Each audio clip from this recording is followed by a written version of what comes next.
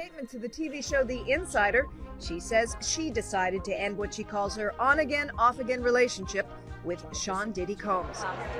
She says it was in the best interest of both them and their family. Earlier this week, Diddy announced that he and Porter, who began dating in the 90s, have split. They could have at least... The rap mogul and the model have a son and twin daughters who were just born last December. The couple broke up once before. Diddy dated Jennifer Lopez before he and Porter reconciled. Right. Well, Kim Porter, you know, that is Diddy's ex, who's also the mother of his 3 of his children. Right. Has detailed the alleged abuse that she suffered at his hands. Oh, no. And this is all in a memoir. Came here today just to tell the truth, so hopefully we can get down to the bottom of this. I'm 100%, the charges against me are 100% false, and hopefully due to time, we'll start to see that. Wait a minute, say that again. Say that again, back up. You're saying that there's tapes and they're being shopped? Yes, there have been people already shopping. We've heard about the tapes. Yes. The shopping thing is... Yes, there already have been tapes leaking around Hollywood, being shopped around to individuals in Hollywood.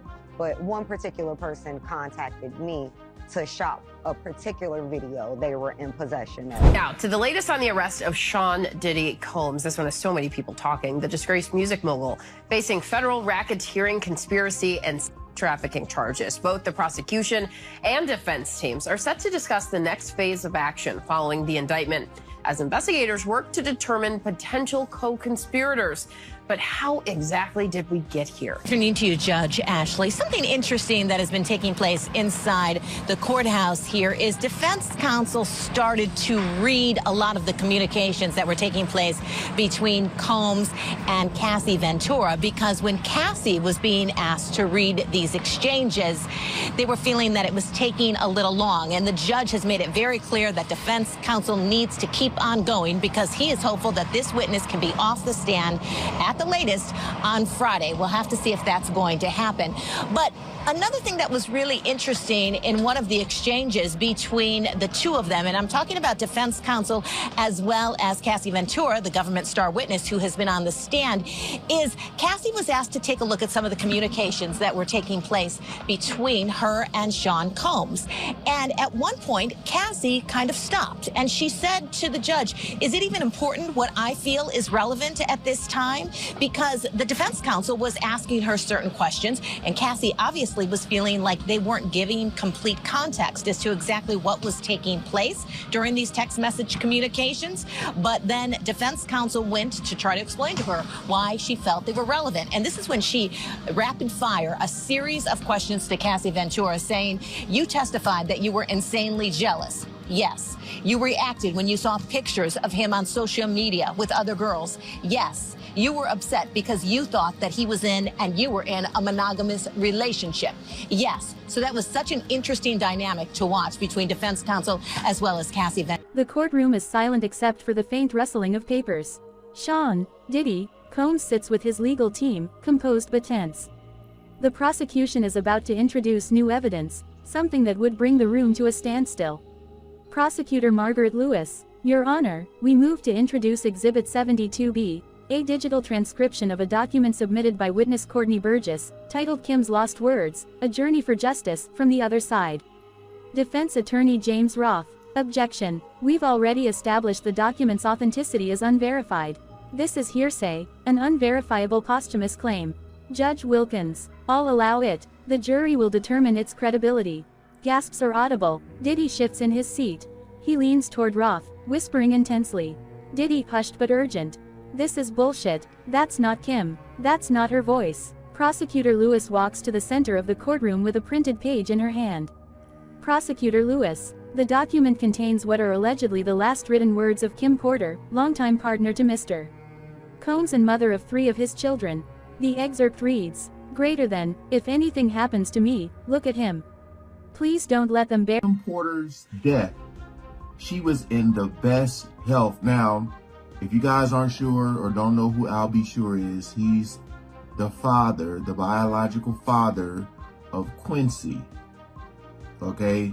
And he, you know, Quincy mother is Kim Porter. You know, they had a child together. They, you know, she's got with Diddy, and Al B. Sure was saying that he don't believe that she died the way they said she did. They were talking about like pneumonia or something like that. And I think he was saying something about he's going to tell you how he got in a coma. A lot of people were speculating that, you know, Diddy had something to do with it. Combs and Porter had 3 children together. We can also tell you about some other testimony that took place. Defense challenged Ventura's claim that Combs forced her into sex acts and didn't apologize. From a 2009 text when Ventura said she wasn't feeling well after a freak-off, Combs wrote, "Damn, you're sick. I'm sorry. If you're not into it, no worries, no stress." So that's a bit of some of the testimony that was taking place inside the courtroom. Also, Kid Cudi, talking about Kid Cudi as well as Michael B. Jordan. Right when we got out of the courtroom just a short time ago, they were bringing up her new relationship with Michael B. Jordan, which took place when Cassie was saying that she felt that their relationship, her and Sean, had been on a break, and she began to date the actor by the name of Michael B. Jordan. Also talking about Kid Cudi. And how did Sean Combs find out about that relationship? Well, she had a burner phone, and during one of the freak-offs, he was taking a look, though, not at her burner phone, another phone, and that's when Sean Combs discovered that she had a relationship with Kid Cudi. And she said it was scary, things didn't go well after he found out. Defense counsel asked her while she was on the stand, did you feel justified in being unfaithful with Sean Combs when you began that relationship with Kid Cudi, because Sean Combs, was dating other women? And she didn't really have a good answer to that. She didn't really say she felt justified, but just said, in my mind, we were on a break. A long pause. The courtroom is frozen. Diddy slams a hand against the defense table. Diddy yelling, "No, that's a lie. Kim never said that. Never." Judge Wilkins stern, "Mr. Combs, you will contain yourself or be removed from this courtroom." Diddy breathes heavily, eyes bloodshot. His composure breaks for the first time in the trial. The gallery murmurs, stunned. Journalists scramble. A viral moment is born. The words, "Diddy explodes in court," hit social media. A CNN Chiron reads, "Breaking, emotional outburst from Combs over Kim Porter document." Court clerk, "Call your next witness." Prosecutor Lewis. The prosecution calls Courtney Burgess to the stand. A clean-cut man in his 40s walks slowly to the witness chair. He holds a brown envelope. Prosecutor Lewis to Burgess. "You worked with Ms. Porter from 2016 to 2018. Burgess. "Yes. She was working on a memoir. Said it was a way to protect herself." Prosecutor Lewis. "Did she ever mention being afraid?" Burgess. "Yes. She said, if I ever disappear, don't let them forget my words." Diddy leans in again. Diddy to Roth. "They're playing ghosts against me. That's not justice, it's theater." Roth. "Stay calm. We'll bury this in cross."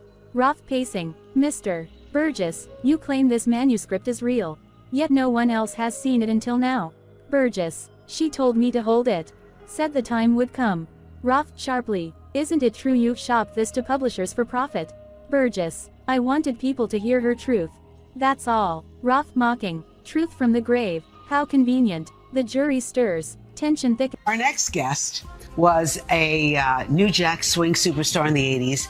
Now, Al B. Sure is using his second chance at life to fight for health equity. After surviving a coma and liver transplant, he's an advocate pushing for real healthcare change. Man. He's also exposing shocking truths about the music industry and recording artist Diddy in his upcoming tell-all, Do You Believe Me Now? It comes out this fall. I'll be sure, though, is joining us this morning.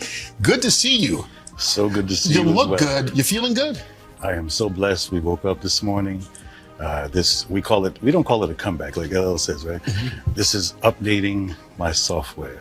And I'm truly grateful to be here. And Roseanne.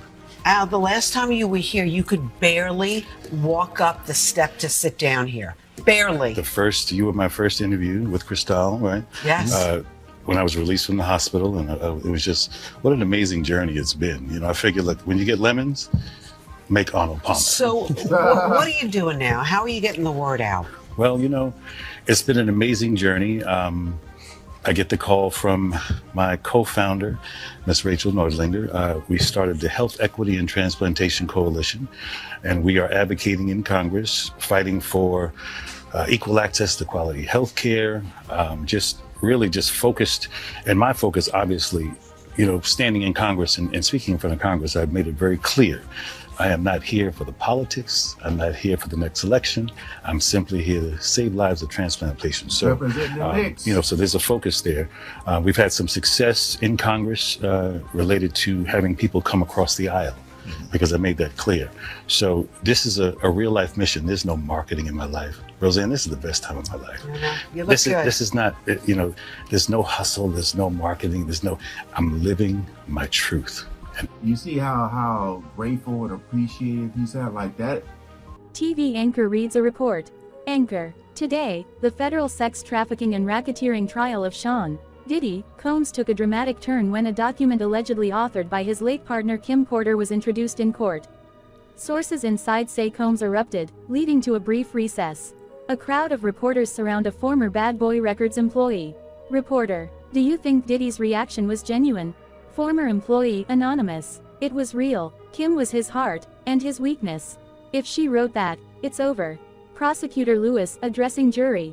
Let's consider the pattern. Testimonies from Cassie Ventura, from Assistant Capricorn Clark, from House staff. Now we have a written plea, if authentic, a final cry from Kim Porter. A juror reads the manuscript excerpt aloud. Greater than, he said no one would believe me anyway. That he was untouchable, maybe he is. But if you're reading this, I tried. A female juror wipes away tears. Another juror, a man in his 50s, mutters. Juror 3, hard to fake that kind of pain. Diddy to lawyer, they're trying to crucify me with a ghost. I loved Kim. I didn't do this. Lawyer, we need to keep the jury focused. And Porter had 3 children together. Kim Porter has detailed the alleged abuse that she suffered at his hands. Kim Porter says she dumped Diddy. Combs' former partner, Kim Porter. She confirmed that it would upset her when Combs would spend holidays with his family and Porter. One emotional outburst like yesterday. Diddy, that wasn't emotion, that was rage. They're twisting everything. New witness. Drive, Linda Castillo, forensic linguist. Dr. Castillo. After examining the manuscript, there is linguistic consistency with known writings and texts from Kim Porter's verified emails and journals. Defense. So you can confirm it's hers? Dr. Castillo. I can confirm it's plausible, but not definitive. The structure matches her voice and style. Judge Wilkins. Counselors, you understand the media frenzy this document has created. Unless you can disprove its credibility in cross, I will not bar it. TikTok. Hashtag justice for Kim trends. Instagram. Celebrities post tributes to Kim.